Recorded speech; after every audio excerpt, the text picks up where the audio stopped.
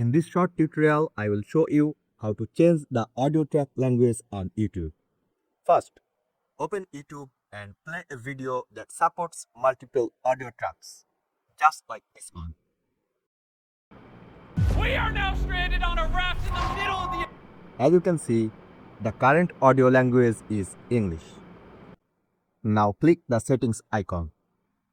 From the menu, select audio track. You will see a list of available languages including Arabic, Bangla, Chinese and many more. Simply select the language you want and the audio will instantly switch to your chosen language. Una zattera nel bel mezzo dell'oceano! Ciao ciao barca! On mobile, the process is almost the same. Tap the gear icon, then select audio track and choose the preferred language. That's it. You have successfully changed the audio track language on YouTube. Thanks for watching.